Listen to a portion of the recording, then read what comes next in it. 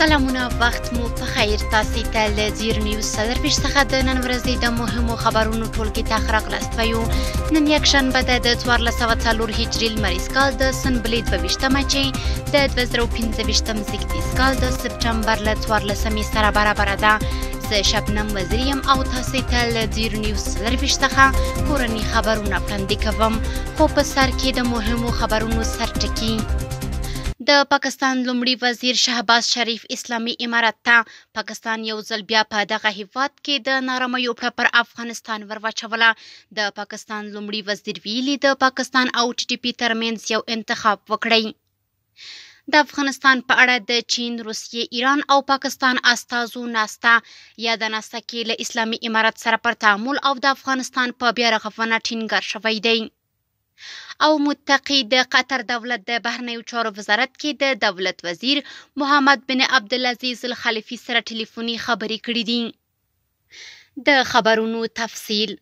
پاکستان یو ځل بیا په دغه هیواد کې د نارامیو پر افغانستان ورواچوله. د پاکستان لومړي وزیر شهباز شریف د بنو په سفر کې په خپلو تازه څرګندونو کې چې د پاکستان پوځ مشر سید عاصم منیر هم ملتیا کوله ویلي چې افغانستان باید انتخاب وکړي چې له پاکستان سره ولاړ دی او که له ناقانونه تحریک طالبان پاکستان سره. نوموړي په پښتونخوا او بلوچستان کې وروستیو امنیتي پیښو زیاتېدو ته په اشارې سره یو ځل بیا تور پورې کړ چې ترهګر له افغانستانه پاکستان ته راځي او له TTP سره په ګډه پر پاکستاني ځواکونو بریدونه کوي.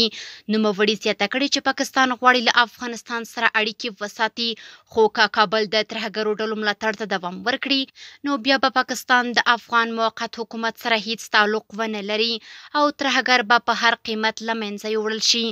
افغانستان هر وخت د پاکستان ادعاوې رد کړي دي او د پاکستان ادارې د خپل هیواد په کنټرولولو او امنیت نیولو په برخه کې کمزوري بللې او دا چې د خپلې خاورې د ساتنې وړتیا نه لري.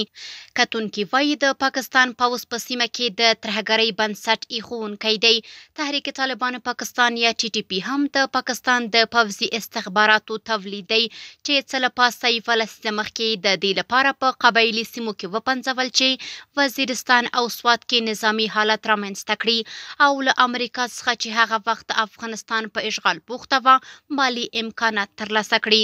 اوس چې TTP د یو سیاسي او پوځي ډلې په توګه مطرح شوی دی او د پاکستان په ټولو ولایتونو کې ریښې غځولې دي، د پوځ د جنایتونو په وړاندې عمل کوي او پوځ او د ISI له کنټروله وتلی دي، نو اوس یې پړه په افغانستان اچوي.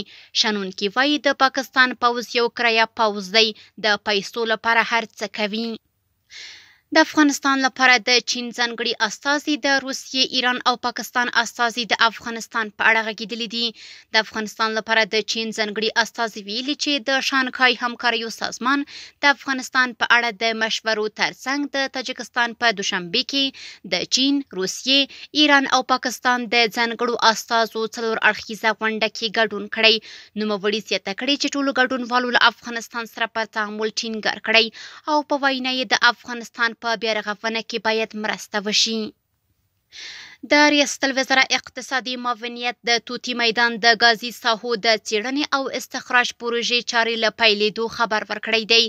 د ریاست الوزرا اقتصادي مرستیال ملا عبدالغني برادر اخوند د توتي میدان د غازي ساحو د څېړنې او استخراج پروژې د عملي چارو په پرانیست غونډه کې د یادو غازي ساحو د عملي چارو پیل د پانګونې په برخه کې مهم ګام وباله او ویل چې په کور دننه به د غازو اړتیا تر ډیره حده پوره، په وارداتي غازو او برېښنا به د هیواد تکیه راکمه او په تدریجي توګه به بهر ته د غازو د صادرولو زمینه مساعده شي. د ریاست الوزرا اقتصادي مرستیال یو ځل بیا له ټولو کورنیو او بهرنیو پانګوالو او سوداګرو وغوښتل چې په افغانستان کې پانګونه وکړي او د دې هیواد له نسبي مزیتونو ګټه واخلي. د کانونو او پېټرولیم وزیر ملا هدایت الله بدري وویل یاد کړئ چې 2500 کیلومتر مربع مساحت لري، له مخکې پکې ساختماني جوړښتونه تثبیت شوي او شاوخوا 10 ژورې څاګانې شتون لري.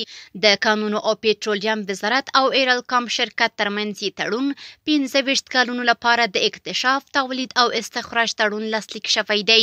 دغه راز د ازبکستان د ولسمشر ځانګړي استازي اسمت الله ایرګوشف زیاته کړه چې د توتي میدان د ګازو پروژې د عملي چارو د پیل په برخه کې هلې ځلې کړي. متقي د قطر دولت د بهرنیو چارو وزارت کې د دولت وزیر محمد بن عبدالعزیز الخلیفي سره ټلیفوني خبرې کړي. د اسلامي امارت بهرنیو چارو وزارت ویلي چې د یاد وزارت وزیر مولوي امیر خان متقي د قطر دولت د بهرنیو چارو وزارت کې د دولت وزیر ډاکټر محمد بن عبدالعزیز الخلیفي سره ټلیفوني خبرو کې متقي د قطر پر خاوره د اسرائیل وروستی برید په کلکو ټکو غندلی او ډاډ ورکړی چې د افغانستان ولس او حکومت په دې حساس شرایطو کې د قطر دولت او ملت ترڅنګ ولاړ دی. متقي پر فلسطین د اسرائیل له لوري روان ظلم ته په اشاره زیاته کړه چې د نږدې 2 کلونو راهیسې په غزه کې د پرلپسې نسل وژنې ترڅنګ په دوحه کې د فلسطین پر مذاکراتي پلاوي د اسرائیلي رژیم برید د نړیوالو قوانینو، عرفونو او ارزښتونو ښکاره نقض او له ټولو حدودو څخه تیر دی.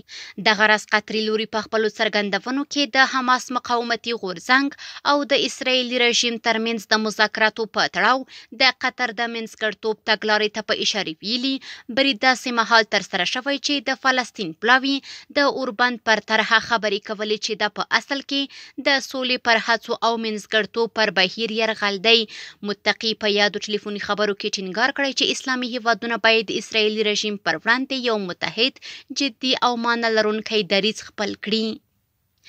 د جاپان سفیر په افغانستان کې د خپل ماموریت د پای ته رسیدو په درشل کې د بهرنیو چارو له وزیر سره وکتل.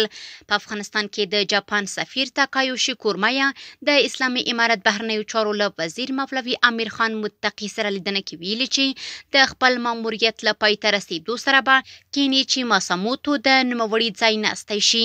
د بهرنیو چارو وزارت ویلي چې نوموړي د خپل ماموریت په دوره کې د افغانستان د مخ پر وده حالاتو اړوند د مثبتو تاثیراتو او د سرتاسري امنیت او ثبات د لاسته راوړنو یادونه وکړه او هیله یې څرګنده کړه چې ځینې پاتې موضوعات باید د مثبت تعامل او ډیالوګ په نتیجه کې حل شي.